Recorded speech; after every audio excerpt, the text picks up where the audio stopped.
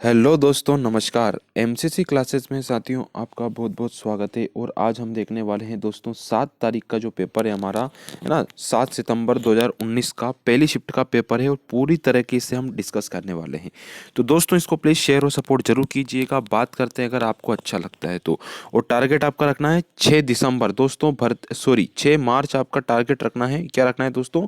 6 मार्च हमारा टारगेट है और इस बार अपने को वैकेंसी निकालना ही है, ठीक है।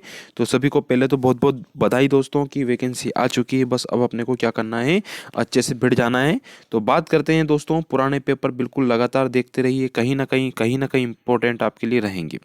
तो पहले प्रश्न की हम बात करेंगे दोस्तों। पीडीएफ आपकी जो है टेलीग्राम चैनल पर डल चुकी है ऑलरेडी, है ना। तो वहाँ से आप देख सकते हैं इस चीज़ को। अगर आपको नहीं मिली तो आप टेलीग्राम चैनल से जुड़ सकते हैं, डिस्क्रिप्शन में हमने लिंक दे रखा है। बात करते हैं पहले प्रश्न की। तो दोस्तों संयुक्त राष्ट्रों यानी कि यूएन द्वारा अंतर्राष्ट्रीय अहिंसा दिवस के रूप में मनाते हैं, लेकिन किसके जन्म दिवस के रूप में मनाते हैं ये? तो बात करते हैं अंतर्राष्ट्रीय अहिंसा दिवस, ये मनाते हैं हम दोस्तों 2 अक्टूबर के दिन। कब मनाते हैं? 2 अक्टूबर के दिन। तो किसके जन्म दिवस की याद में मनाते हैं? तो ये मनाते हैं हमारे पंडित जवाहरलाल, सॉरी, ये मनाते हैं महात्मा गांधी की याद में। किसकी याद में दोस्तों? महात्मा गांधी जी की याद में, ठीक है। तो 2 अक्टूबर किसका जन्मदिन रहता है दोस्तों? हमारे राष्ट्रपिता महात्मा गांधी का जन्मदिवस रहता है। दूसरा क्वेश्चन आता है यहाँ पे जवाहरलाल नेहरू के बारे में। तो जवाहरलाल नेहरू दोस्तों याद रखना, सबसे लंबा जो कार्यकाल रहा है ना, प्रधानमंत्री के रूप में, प्रथम प्रधानमंत्री भारत देश के पंडित जवाहरलाल नेहरू ही थे। बात करते हैं कैसे, कि ये रहे दोस्तों लगभग आपके 16 साल, 9 महीने और 12 दिन के आसपास ये इनका प्रधानमंत्री का कार्यकाल रहा है। तो सबसे अधिक समय तक प्रधानमंत्री रहे दोस्तों। फिर आता है नेल्सन मंडेला। तो नेल्सन मंडेला दोस्तों बहुत ही इंपॉर्टेंट है। बहुत सारे अवार्ड इनको मिले हैं हर देश से, है ना। चाहे हिंदुस्तान हो या पाकिस्तान हो या आपका फिलीपींस हो, कोई सा भी देश हो, सबसे बहुत ज़्यादा अवार्ड इनको मिले हैं क्योंकि काम ही कुछ ऐसे किए हैं बहुत अच्छे। तो दोस्तों ये थे नेल्सन मंडेला, जो कि दक्षिण अफ्रीका के दोस्तों पहले, है ना, अश्वेत दोस्तों अपन बोल सकते हैं प्रेसिडेंट बने थे यहाँ के, ठीक है, दक्षिण अफ्रीका के। तो वेरी इंपॉर्टेंट पर्सन दोस्तों, ठीक है। चलिए उसके बाद हाँ, इनको नोबेल पुरस्कार भी मिला है, भारत रत्न भी मिला है, ठीक है। तो बहुत सारे अवार्ड भी मिले हैं दोस्तों, तो इसलिए इंपॉर्टेंट पर्सन है, याद रखना। फिर है मार्टिन लूथर किंग। कौन है दोस्तों? Martin Luther king. दोस्तों इनको अमेरिका का गांधी कहते हैं। क्या कहते हैं दोस्तों? अमेरिका का गांधी कहते हैं मार्टिन लूथर किंग को, ठीक है। ये पादरी है अमेरिका के। तो ये भी आपको यहाँ पे याद रखना है। और बहुत अच्छे वर्क इन्होंने यहाँ पे किए हैं मानव समाज के लिए। फिर अगला प्रश्न आता है हमारा कि विश्व में कौन सा राष्ट्रीय उद्यान बंगाल टाइगरों की उच्चतम संख्या के लिए जाना जाता है? तो दोस्तों उच्चतम संख्या के लिए जाना जाता है बंगाल टाइगरों के लिए, तो वो है हमारा बांधवगढ़ राष्ट्रीय उद्यान, ठीक है। अब बांधवगढ़ राष्ट्रीय उद्यान दोस्तों प्रोजेक्ट टाइगर में भी शामिल हो चुका है, ये भी आपको याद रखना है। और बांधवगढ़ राष्ट्रीय उद्यान हमारा किस डिस्ट्रिक्ट में है? ये है हमारा उमरिया जिले में। किस जिले में दोस्तों? उमरिया जिले में, ठीक है। तो उमर बांदरिया, ठीक है। अगला आता है दोस्तों वन विहार राष्ट्रीय उद्यान। तो वन विहार राष्ट्रीय उद्यान कहाँ पड़ता है दोस्तों? तो ये पड़ता है हमारी राजधानी भोपाल में, वन विहार राष्ट्रीय उद्यान, ठीक है। संजय सीधी हो गया आपका, है ना। संजय राष्ट्रीय उद्यान कहाँ पड़ता है? सीधी सिंगरौली में, सीधी में। फिर है माधव राष्ट्रीय उद्यान दोस्तों।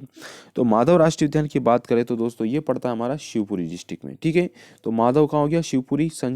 माधव हो गया शिवपुरी, संजय हो गया सीधी, वन विहार भोपाल, बांधवगढ़ राष्ट्रीय उद्यान हमारा उमरिया डिस्ट्रिक्ट में पड़ता है। तो इस प्रकार से ये है। मैं अभी जस्ट इसकी डिटेल भी कुछ समय बाद लेके आने वाला हूँ दोस्तों।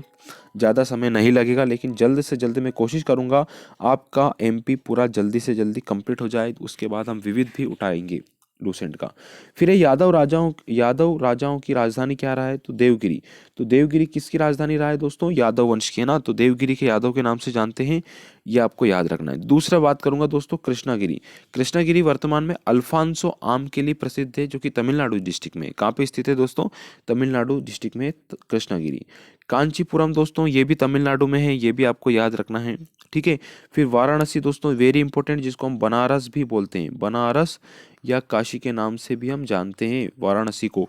और यह वो लोकसभा क्षेत्र है किसका दोस्तों? वर्तमान में हमारे प्रधानमंत्री नरेंद्र मोदी का यहाँ पे लोकसभा क्षेत्र है। तो ये भी हमको याद रखना है, ठीक है।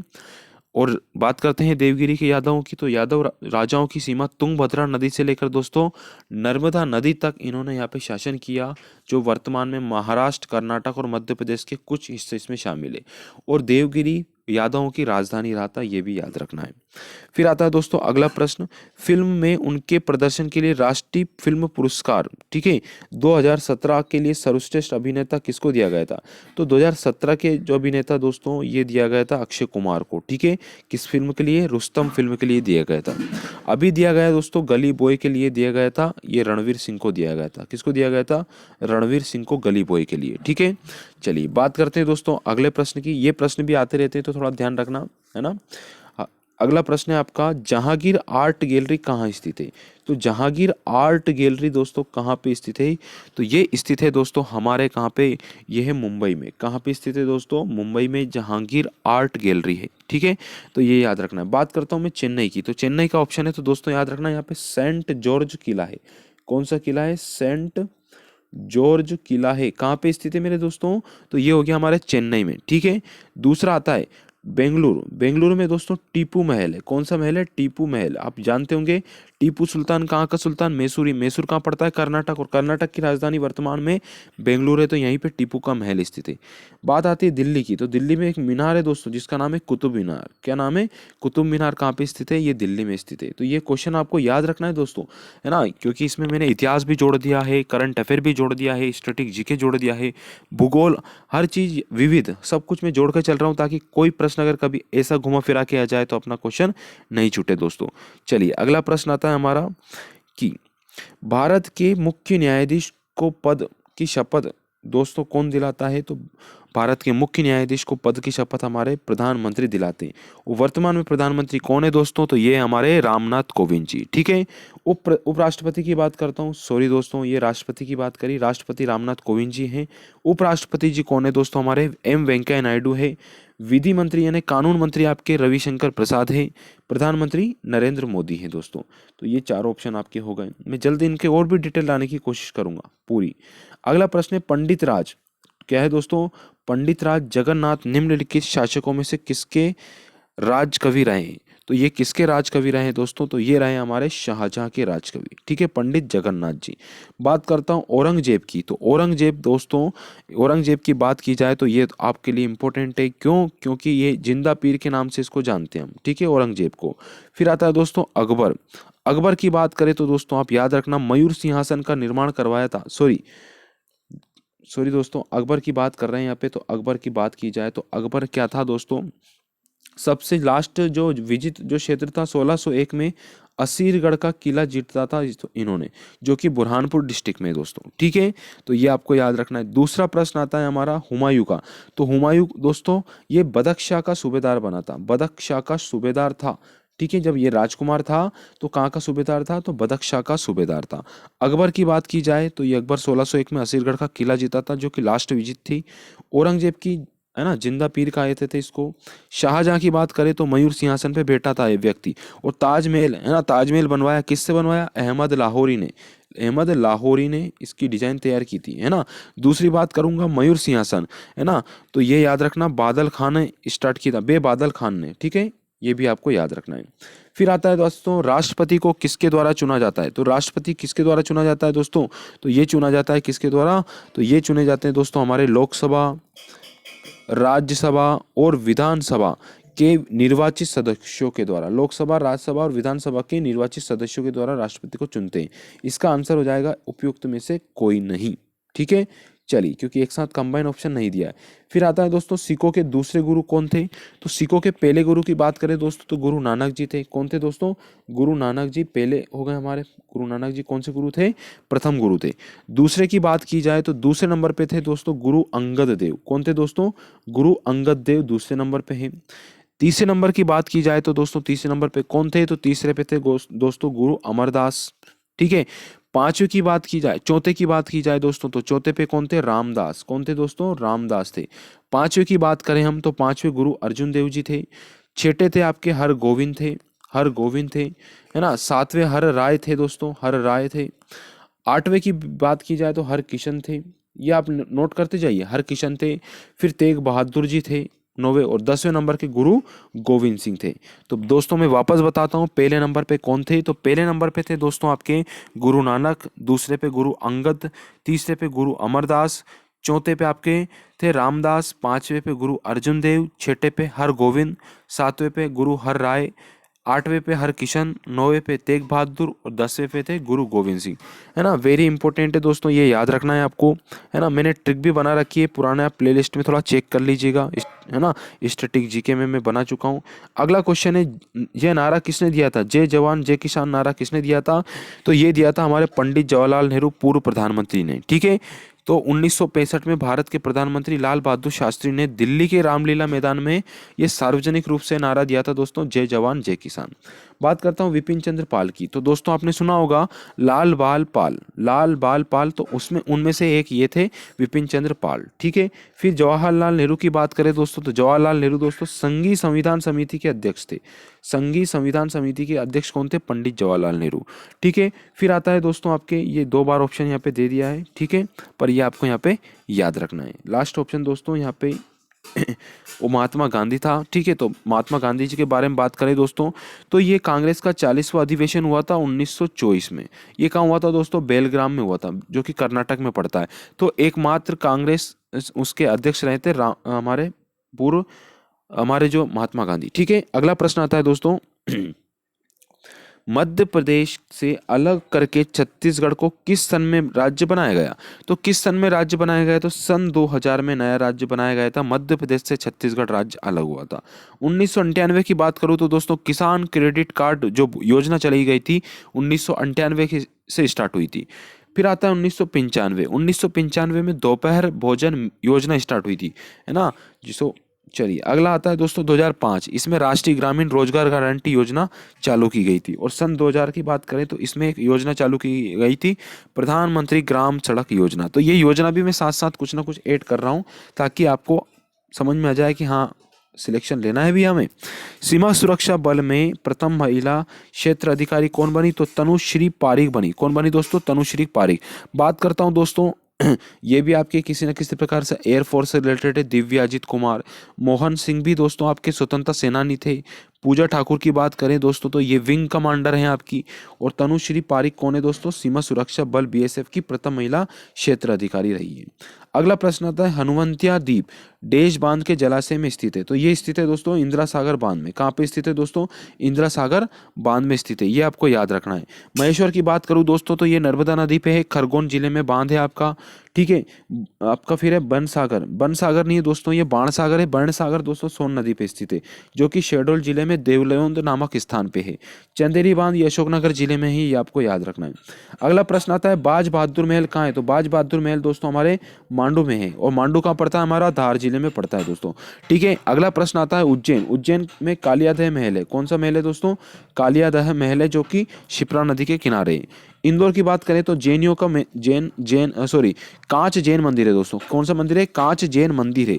रीवा की बात करें मुकुंदपुर टाइगर सफारी यहाँ पे चालू है। अगला प्रश्न है भारत के राष्ट्रपति राष्ट्रीय गीत के रचयिता कौन थे? तो राष्ट्रीय गीत के रचयिता कौन थे दोस्तों? बंकिम चंद्र चटर्जी थे। कौन थे दोस्तों? बंकिम चंद्र चटर्जी थे, ये आपको याद रखना है। शरद चंद्र चटर्जी की बात करें तो दोस्तों ये उपन्यास बहुत सारे लिखे हैं। एक उपन्यास है इनका श्रीकांता। क्या नाम है दोस्तों उपन्यास का?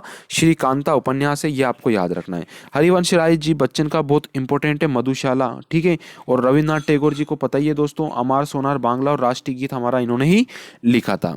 अगला प्रश्न आता है हमारा अमर कवि कालिदास किस कस्बे के थे? तो ये उज्जैन से थे। कहाँ से थे दोस्तों? उज्जैन से थे, ये आपको याद रखना है। इंदौर को इंद्रपुरी के नाम से भी जानते थे हम। ठीक है, होशंगाबाद की स्थापना होशंग शाह घोरी ने की थी। भोजपुर में सबसे बड़ा शिवलिंग है दोस्तों, है ना, तो ये आपको याद रखना है। रायसेन डिस्ट्रिक्ट में पड़ता है। राजा भोज ने इसका निर्माण करवाया था। अगला क्वेश्चन आता है दोस्तों हमारा, ये रीजनिंग और मैथ्स के क्वेश्चन भी आप लगाते रहिए। पुराने पेपर बहुत ज़्यादा इंपॉर्टेंट रहेंगे हमारे मध्य प्रदेश पुलिस के लिए। क्यों? क्योंकि हमने जेल प्रेरी में भी देखा है, पूरा एक्सपीरियंस इस चीज़ का है, पुराने पेपरों का भी, तो वो चीज़ आप थोड़ा ध्यान में रखिए। ठीक है, चलिए बात करते हैं कुछ।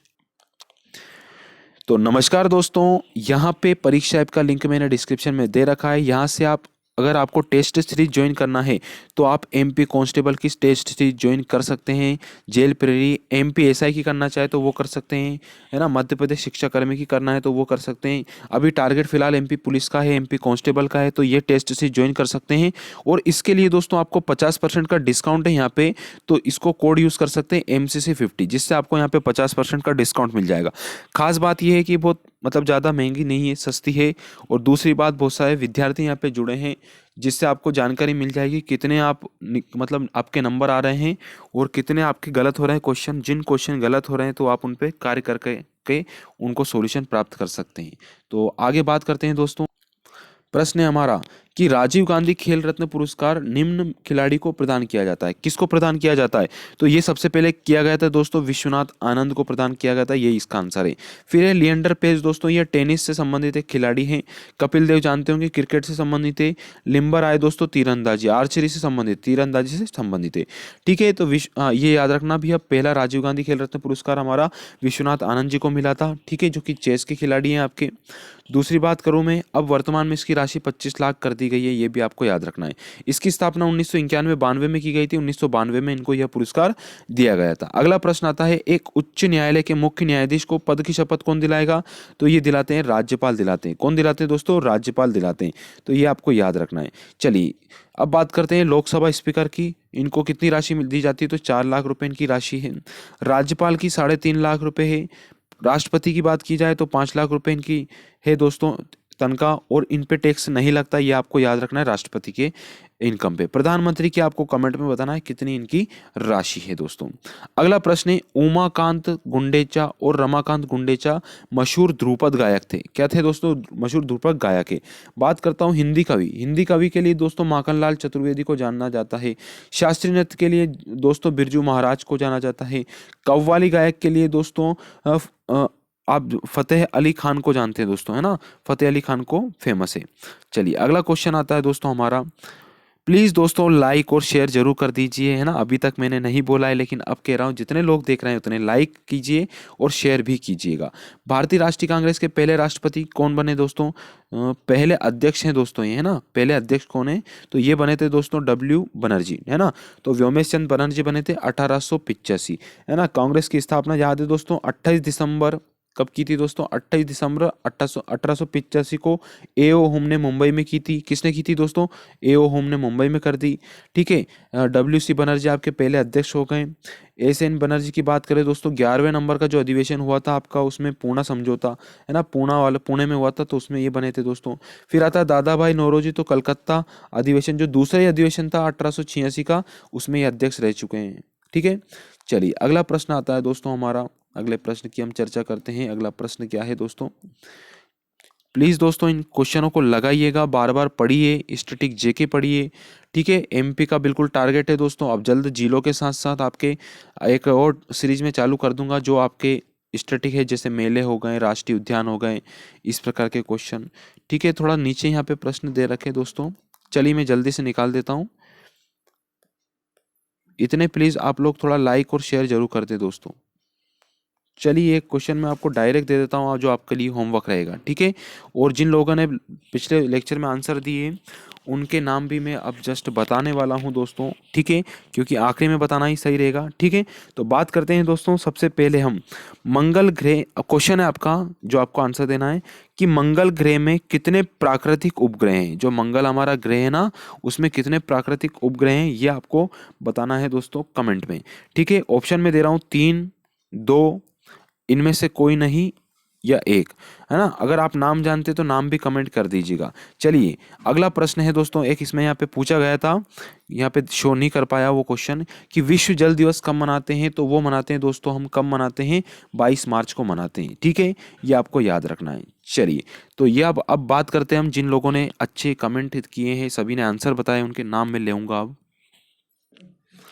दोस्तों एक बात कहना चाहूँगा, मेरे को ऐसा लग रहा है कि वीडियो इससे लंबा हो रहा है। अगर मैं कमेंट का नाम भी लूँगा तो और ज़्यादा लंबा हो सकता है, तो आप मुझे बता दीजिएगा, है ना, आज की उसमें कमेंट करके कि मुझे कमेंट में आपके आंसर बताना चाहिए या नहीं बताना चाहिए। क्योंकि वीडियो लंबा होगा उससे कोई आपका मतलब टाइम ही है, एक तरह से वेस्ट ही है। क्योंकि क्या है कि अब समय नहीं है इतना अपने पास। ठीक है, तो प्लीज़ थोड़ा शेयर और सपोर्ट जरूर कीजिएगा और कमेंट करके बता दीजिएगा, उस हिसाब से मैं आपको कमेंट में नाम भी दे दूंगा। धन्यवाद साथियों, प्लीज़ लाइक और सपोर्ट जरूर कीजिए। डिस्क्रिप्शन में मैंने लिंक दे रखा है MCC क्लासेस ब्यावरा। धन्यवाद साथियों।